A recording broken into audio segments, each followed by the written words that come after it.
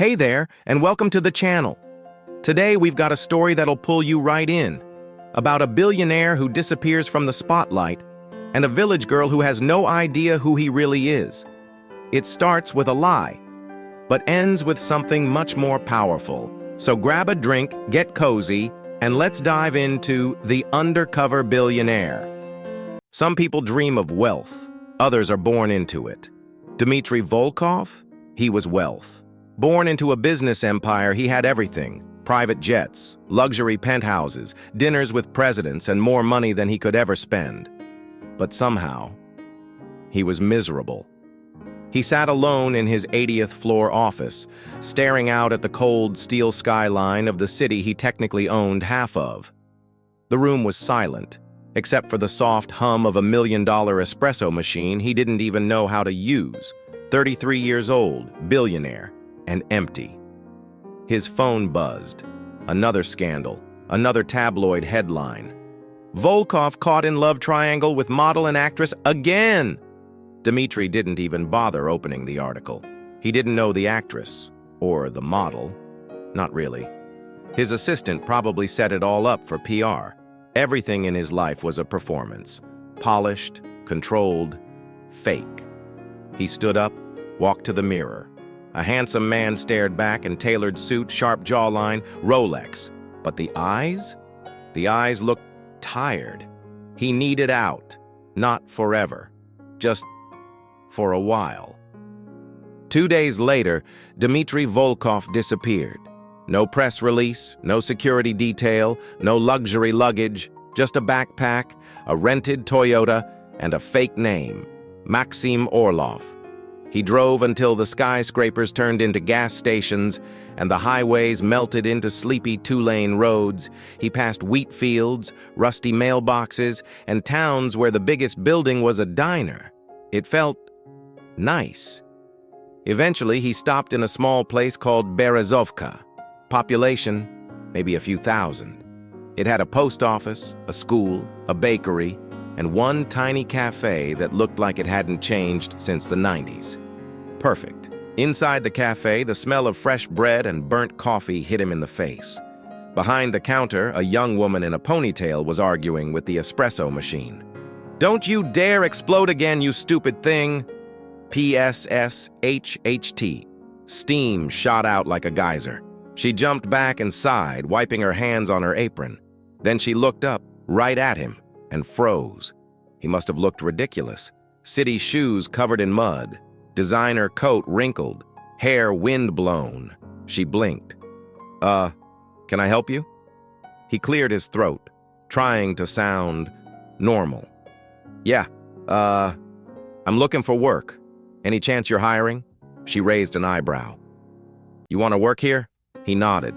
"I can do dishes, clean tables, whatever." Pause. She studied him, hard. "You ever worked in a place like this before?" "No," he admitted, "but I'm a fast learner." She crossed her arms, suspicious. "Are you running from something?" He smiled. "Yeah, my life." For a second, she almost smiled too. Almost. Then she turned and shouted, "Zoya, we've got a volunteer!" And just like that, Maxim Orlov, the fake name of a real billionaire, became the newest kitchen assistant at Cafe Leto. He was terrible at it. He dropped mugs, burned toast, poured orange juice into someone's coffee instead of milk. But he tried. And every time he failed, the ponytailed girl would roll her eyes, sigh dramatically, and show him again. Her name was Anya, 26, local girl. She lived with her younger brother in a rented apartment, worked double shifts, and had more sarcasm than patience. "Try not to kill anyone with that knife, Maxim." "I'm not that bad," he protested. "You peeled a banana with a peeler. Yes, you are." But she laughed when she said it, and he liked that sound more than any applause he'd ever gotten. Over the next few days, something strange started to happen. Maxim, the fake version of himself, began to feel more real than Dmitry had in years. He woke up early, drank cheap coffee, walked to work, and actually talked to people who didn't want anything from him. And Anya was different from anyone he'd ever met. She didn't flirt, didn't flatter. She called him out on his clumsiness and ignored his charm completely. But when she smiled, it lit up the room. And when she talked about her dream, opening her own cafe someday, her eyes sparkled with a quiet fire. No designer had that kind of glow. One night after closing, they sat outside the cafe. The sky was full of stars, the kind you couldn't see in the city. Anya handed him a cup of tea. "So, mystery man," she said, "who are you really?" He hesitated. "I told you, just a guy looking for a break." She sipped her tea. "Mm-hmm. And you just happened to land in our town, looking like a lost James Bond." He laughed. "Harsh," she smirked. "Honest." He looked up at the stars. "I used to think I had everything," he said quietly. "But I think I was just drowning in noise." She didn't respond, just looked at him. Not with pity, not with suspicion, just curiosity. And for the first time in a long time, he felt seen. Not as a billionaire, not as a headline, just as a man. Waking up at 6 a.m. used to mean catching a private jet or closing a deal on 3 continents at once. Now, it meant scrubbing yesterday's burnt cheese off a frying pan while Anya blasted early 2000s pop songs in the background. And weirdly, Maxim liked this version of life better. "Faster," she barked one morning, tossing him a towel. "You're moving like a sleepy turtle," he yawned. "This sleepy turtle is keeping your kitchen from collapsing." "Oh, please," she shot back. "You nearly microwaved foil yesterday." It was shiny. She just shook her head, grinning. As the days passed, Maxime became less of a disaster and more of a barely passable helper. Customers started recognizing him, the tall, awkward guy with the confused face. It wasn't glamorous, but for the first time, his mistakes didn't matter to stockholders or make headlines. They just made Anya roll her eyes, and somehow that meant more. She'd talk to him in between orders. Not big emotional talks, little things. About her brother Yura, who was 12 and obsessed with space. About how their parents passed when she was 19. About how she promised herself she'd give Yura a better life. And sometimes, about dreams. "I want a place like this," she said one quiet afternoon, wiping down the counter, "but cleaner, and with good coffee." He looked up from the tray he was drying. "Cafe?" She nodded. "A real one, not fancy, just warm, where people come to breathe, not just eat." He tilted his head. "Why haven't you opened one yet?" She gave him a look. "Oh, sure. Let me just shake my magic money tree in the backyard." Maxime smiled. "If you had the money, would you do it tomorrow?" "Tonight," she said instantly. He looked at her, really looked. She wasn't someone waiting for life to happen. She was someone who deserved it to. That evening, Maxime walked past the apartment building where she lived. It was old, cracked walls, flickering hallway light. But from the window on the 3rd floor, warm yellow light spilled out. Inside, he saw her sitting with her brother, helping him with homework. She laughed at something he said, ruffled his hair, then leaned over the table to explain a math problem. It was such a normal, quiet moment, and it hit Maxim harder than any business deal ever had. This was what life was supposed to feel like. But feelings were dangerous, especially when you were living a lie. The town believed he was Maxim Orlov, a guy passing through looking for peace. No one knew he was Dmitry Volkov, whose face was still occasionally plastered on magazines next to words like billionaire, scandal, and heartbreaker. And the longer he stayed, the harder it became to imagine leaving. One Saturday, the cafe hosted its yearly Autumn Day, a local event with decorations, homemade pies, and an awkwardly competitive pumpkin pie contest. Anya dragged Maxime into helping, which mostly meant him lifting heavy boxes while she bossed him around. "You missed a spot," she said, pointing to a tiny patch of unswept leaves. He looked at the giant pile he had swept. "Seriously?" she grinned. "Perfection, Maxim. We aim for perfection." He shook his head but smiled. By mid-afternoon, the cafe was filled with laughter, music, and the smell of cinnamon. Kids ran around with painted faces. Elderly couples danced to old folk tunes. And in the middle of it all was Anya, glowing, alive, happy. She belonged here, and somehow so did he. Later that evening, after most people had left, they sat on the back steps of the cafe. The air was crisp. Stars peeked through the purple sky. Anya leaned her head back, eyes closed. "I wish every day felt like this," she murmured. Maxim glanced at her. "You make days feel like this." She opened one eye. "That was dangerously close to flirting," he laughed. "I'll rein it in." She smiled, then grew quiet. "You know, I don't trust people easily." He nodded. "And I don't know who you really are, Maxim. But I feel like you don't either." That one hit hard. He didn't answer. He couldn't. So she changed the subject. "Want to see something cool?" He followed her up a hill just outside town. It wasn't tall, but from the top you could see the whole village. Tiny rooftops, glowing windows, winding roads. She pointed to a dark corner near the school. "That's the building I want, for the cafe." He stared at it, empty, worn down, forgotten. "I can see it," he said softly. "Big windows, plants, good music, a line out the door." She looked at him, and for a second, it felt like she saw all of him, even the parts he was hiding. He almost told her then, almost said, "I'm not who you think I am." But then her phone rang, her little brother. She picked up with a smile, and just like that, the moment passed. Maxim watched her walk down the hill, laughing into the phone, hair blowing in the wind. And he knew. He was in deep. There's a certain moment when you realize you're falling for someone. It's not always dramatic. No lightning bolts. No slow-motion music swelling in the background. Sometimes, it's just quiet.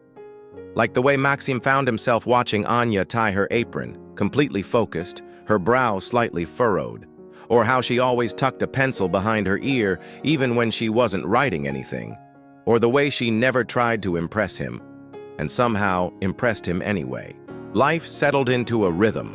Mornings were spent prepping food and laughing over badly made pancakes. Afternoons flew by with the clatter of dishes and chatter of customers. Evenings ended with shared tea and small talk on the back steps. Maxim stopped counting the days, because for the first time, he didn't want them to end. But secrets have weight, and his was getting heavier, especially when people started noticing things, like old Mr. Petrov, the retired banker who came in every Wednesday for apple strudel. One day, he squinted at Maxim and said, "You speak like a city man." Expensive education, yes? Maxim laughed it off. "I watched a lot of documentaries." But Anya glanced at him, not suspicious, just curious. That was worse. One night after closing, she surprised him. "Come with me," she said, grabbing his sleeve. "To where?" "You'll see." They walked past the bakery, past the tiny bus stop, and into the forest trail behind the village. Moonlight slipped through the trees like silver threads. After 20 minutes of walking, they reached a small clearing. There, tucked between two giant oak trees, was an old treehouse. It looked like it had been built by children, and then forgotten by time. Anya climbed the rope ladder like a pro. Maxim, not so much. By the time he reached the top, panting, she was already sitting inside with a flashlight and 2 thermoses. "You okay, city boy?" "Fine," he wheezed. "Just reconsidering my entire life." She smirked and handed him tea. "This was mine and Yura's secret spot," she said. "When things got hard, we came here to pretend the world was something else." He looked around. The wooden floor creaked under their weight. There were faded drawings on the walls, a stuffed rabbit in the corner, and a tiny photo of her as a teenager holding a smiling toddler. "Is this your version of a background check?" he teased. "Nope." She sipped her tea. "This is me saying, I trust you." The words hit harder than they should have. She trusted him, and he was lying to her every single day. Back at the cafe, business picked up. Word had spread about the warm atmosphere and delicious honey cakes. More customers meant more stress, but also more joy. Anya thrived in chaos. She bossed around the staff, told jokes to the regulars, and somehow kept everything running like a well-oiled machine. Maxim helped where he could. He got better at lattes. He stopped burning toast. He even learned to make borscht without setting anything on fire, sort of. And in the quiet moments, the ones between orders, between glances, between shared smiles, something unspoken bloomed. They weren't dating, not really, but they weren't not dating either. And that fragile in-between, it felt electric. One evening, while restocking shelves, their hands brushed. They both froze. Then, slowly, she looked up at him. Her eyes were calm, steady. But her voice, barely a whisper. "Why do you look at me like that?" He swallowed. "Like what?" "Like I'm about to disappear." He didn't have an answer, so he did the only thing he could. He reached out and gently tucked a strand of hair behind her ear. "I'm just trying to remember this." She blinked. "Remember what?" "How this feels." And just like that, the air shifted. Neither moved, neither spoke. But the moment, it burned with possibility. One evening, while restocking shelves, their hands brushed. They both froze. Then, slowly, she looked up at him. Her eyes were calm, steady, but her voice, barely a whisper. "Why do you look at me like that?" Later that night, he lay awake in his tiny rented room staring at the ceiling. He had no phone, no laptop, no assistant to call, just his thoughts. And one terrifying realization: he didn't want to leave, not tomorrow, not ever. But back in the city, trouble was brewing. His company hadn't heard from him in weeks. His assistant, a sharp woman named Irina, was getting nervous. The press was sniffing. Investors were calling. And Dmitry Volkov's silence was starting to make noise. Meanwhile, in Berezovka, Anya was starting to notice more. Not big things, little things. Like how Maxim handled himself when a wealthy tourist came into the cafe. Confident, polite, almost trained. Or how he always knew which wine paired with which dish. Or how he casually fixed the espresso machine using terms she'd only heard in documentaries. She didn't want to doubt him. She liked him. Maybe more than liked. But something didn't add up. And Anya, she wasn't the type to ignore a puzzle. One afternoon, she cornered him while he was cleaning out the storage closet. "Okay," she said. "Time to talk." He froze. "About what?" She leaned against the door frame, arms crossed. "About you, mystery man." He tried to smile. "Still stuck on the banana peeler thing?" "I Googled your name." His heart skipped. She held up her phone. "No results, no social media, no photos. It's like you didn't exist before a month ago." He forced a laugh. "I'm a private guy." "Private? Or hiding?" Silence. She looked at him for a long moment. "I don't need your whole life story," she said quietly. "But if you're planning to disappear one day, just tell me now." He wanted to say, "I'm not going anywhere." He wanted to promise, "I'm real." But the truth? He couldn't promise her anything, not until he figured out what he was really doing here, and what he was willing to risk. Maxim had faced boardrooms full of sharks. He'd been grilled by journalists, betrayed by business partners, and once lost $1 billion in a single afternoon. But nothing compared to the way Anya looked at him now, like he was a puzzle missing its most important piece. And he couldn't give it to her. Not yet. maybe not ever. He started avoiding the big questions. Whenever she asked about his past, he'd deflect with a joke. When she teased him about his mysterious city life, he'd shrug. But Anya wasn't stupid. She felt it. The cracks between the words, the hesitation in his eyes. Still, she didn't push. And somehow, that made it worse. One night after closing the cafe, they sat under the stars again. The sky was impossibly clear, like velvet dotted with diamonds. Anya leaned against the wooden railing, sipping tea. Maxim sat beside her, strangely quiet. She glanced at him. "You ever think about leaving?" He hesitated. "Sometimes." "Where would you go?" He looked straight ahead. "Nowhere that matters." She didn't answer for a moment. Then she said softly, "You know, if you ever do leave, just promise you'll say goodbye." His throat tightened. She had no idea how hard that promise would be. Meanwhile, in Moscow, the wolves were circling. Irina, Maxim's assistant, had finally found a lead. A rental under the name Maxim Orlov, a small village, a cafe. She booked a train ticket that same night.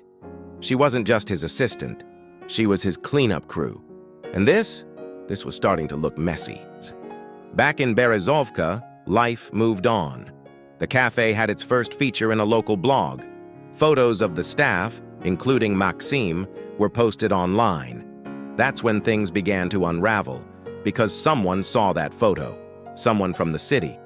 And within hours, the news hit social media. Missing billionaire spotted working in village cafe?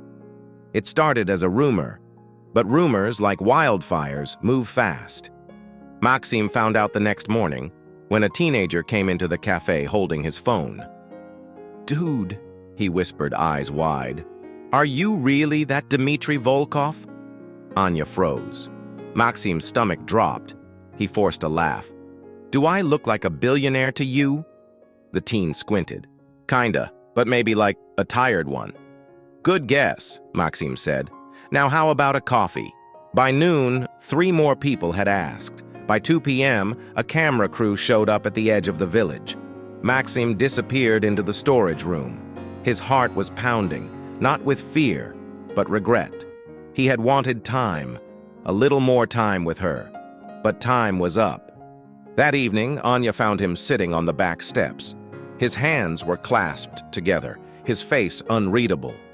She didn't say anything at first, just stood there. Then, finally, "It's true, isn't it?" He nodded slowly. She sat beside him, silent. He looked over. "I didn't mean to lie. I just wanted a break from the noise, from the pressure, from being someone everyone expected me to be." She stared ahead. "I asked you once if you were hiding. You laughed. I was scared." "Of what?" He swallowed.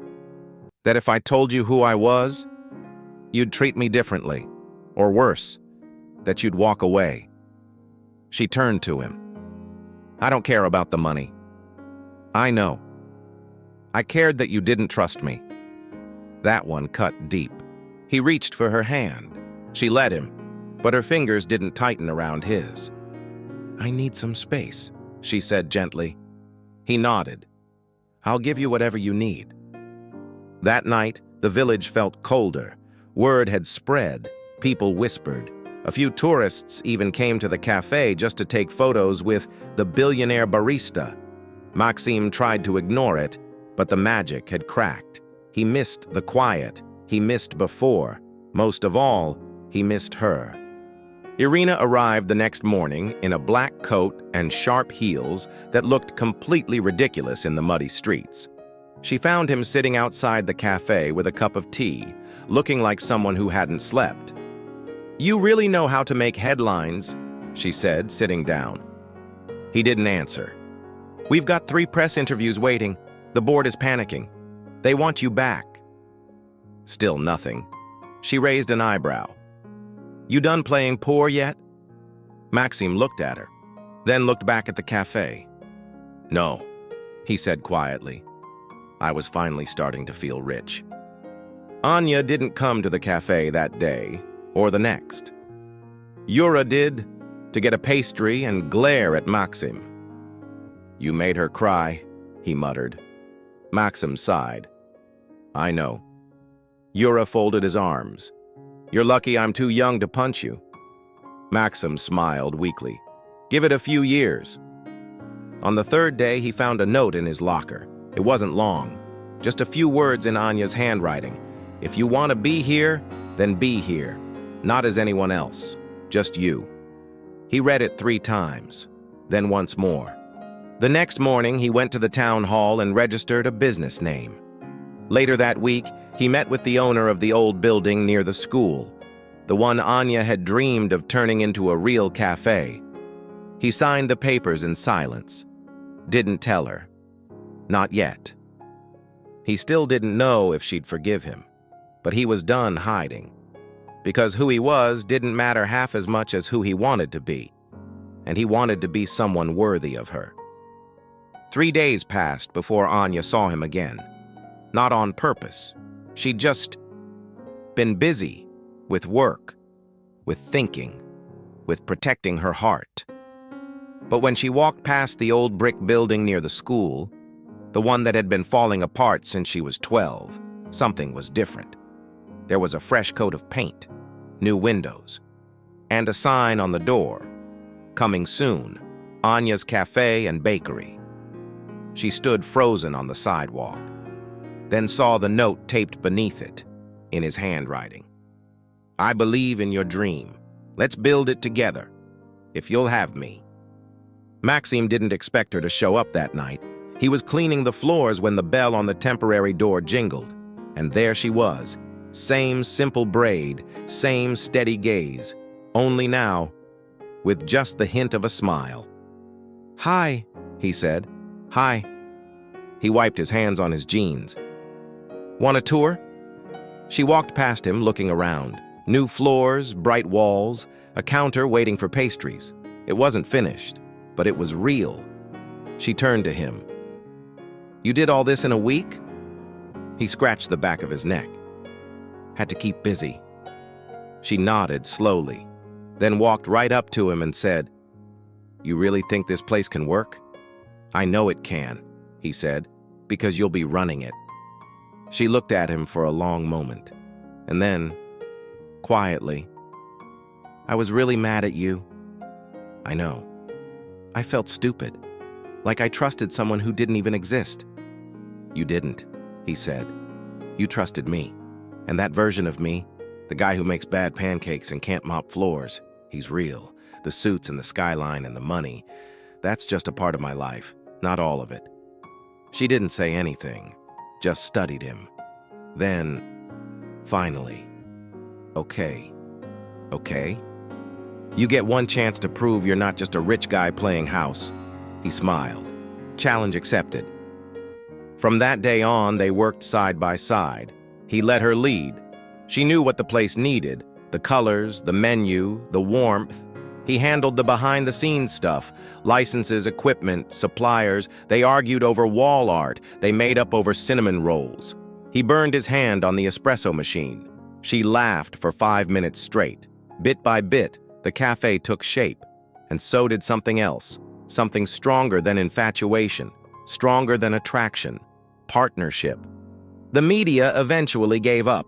Maxim refused interviews, refused flashy headlines. He wasn't interested in explaining himself anymore, because for once, he didn't owe the world anything. He just owed her honesty, loyalty, presence. On opening day, the cafe was packed. Locals came in early, tourists followed. Even the mayor showed up and pretended he didn't love the cheesecake.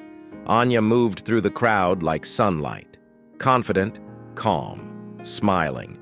Maxim stayed behind the counter, pouring coffee and sneaking glances at her. Later, when the rush died down, she walked over and handed him a cupcake. "I saved you the last one." He looked at it, then at her, and said, "I'm already full." She rolled her eyes. "That was so cheesy." "I know. I've been spending too much time in bakeries." They sat outside after closing, watching the stars. Same sky, same bench. But everything had changed. She leaned her head on his shoulder. "I still don't get why you picked this village." He smiled. "Because it had you in it." She rolled her eyes again, but didn't pull away. The next morning, he called Irina. "Sell the penthouse," he said, "and donate half of what it's worth." "Excuse me?" she asked, deadpan. "You heard me. I'm not coming back." There was a pause. "Do I at least get a raise?" He grinned. "Double." Another pause. Then, "I always liked her." "Tell her I said not to let you touch the oven." Click. Months passed. The cafe became a local favorite. Tourists came for the coffee, stayed for the atmosphere, and left with handmade cookies in little paper bags. Maxim and Anya worked hard, laughed harder, and slowly began to build a life neither of them had planned for, but both had dreamed of. One evening, as the sun dipped low, Maxim stood on the tiny back patio with something small in his pocket. Not flashy, not a diamond the size of a grape, just a simple silver ring with the tiniest engraving on the inside. "Just you." He turned to her. She was wiping her hands on her apron, hair messy from baking, and laughing at something Yura said. He didn't need a big moment. He just needed this one. He walked over, took her flour-dusted hand. She looked up, and he said, "You already have my heart. Can I borrow your last name?" She blinked, then laughed, then tackled him in a hug so hard the ring nearly flew out of his hand. Turns out fairy tales don't need castles, just courage, cinnamon rolls, and someone who sees the real you beneath it all. 5 years later, the village had changed. Still the same dusty road, the same crooked lamppost by the post office, the same old man yelling at squirrels. But the energy? It was brighter, warmer. And right at the heart of it all stood Anya's cafe and bakery, now painted a soft yellow, with ivy climbing up the brick and the smell of cinnamon floating in the air. Locals still called it the Love Cafe. Tourists, they called it the Hidden Gem. Inside, it was cozy chaos. Kids coloring at the corner table, a couple taking selfies by the pastry case, an old woman sipping tea while scrolling on her tablet, and behind the counter was a man in an apron that said CEO, Chief Espresso Officer, messy hair, laugh lines, and the happiest eyes you've ever seen. Maxim Volkov, still wildly rich, but now wildly uninterested in the boardroom. Anya walked in with flour on her cheek and a clipboard in hand. "Did you forget to order more oat milk again?" she asked. "I plead the fifth," he said, sipping his coffee. She snatched it. "Tastes like milk. You're not even trying." He grinned. "I was distracted by your beauty." She raised an eyebrow. "That line didn't work when we were dating, and it's not gonna work now." "Worked well enough to get you to marry me." She smirked. "I was sleep-deprived and emotionally compromised. And yet, here we are." They had married in the backyard, under fairy lights strung between 2 birch trees. Just 20 guests, 2 cakes, 0 press. Yura had cried during his speech. Maxim had dropped the ring. Anya had whispered, "Finally," when they kissed. It was perfect. 5 years later, life wasn't glamorous, but it was theirs. Mornings were for baking, afternoons were for business, evenings were for each other. And sometimes, late at night, they'd sit on that same old bench behind the cafe and look up at the stars. Just like they had back when he was still hiding, back when she had no idea who he was, and somehow saw him more clearly than anyone ever had. Their cafe had grown. They now had 2 part-time bakers, a full-time barista, and a tiny delivery van that said Anya's Magic Bites on the side. There were offers, of course, TV shows, franchise deals, city investors. They turned them all down. "Not everything needs to be bigger," Anya said once. "Sometimes it just needs to feel right." So they stayed small, on purpose. On weekends, Maxim taught kids how to make pancakes. Anya ran community workshops on starting a business. People still whispered when they saw him. "Isn't that the guy who used to own Volkov International?" Now they said it with curiosity, not awe. But Maxim didn't care either way, because he was exactly where he wanted to be. One summer evening, they sat outside the cafe after closing. The sky was golden. The world was quiet. Anya leaned on his shoulder. "Do you ever miss it? The city?" She nodded. He thought for a moment. "I miss the views," he said, "but not the pressure, not the pretending." She looked at him. "And me?" "You." He kissed the top of her head. "You were the only thing I ever really got right." She smiled.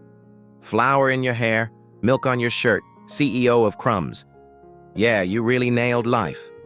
He laughed. "With you? Always."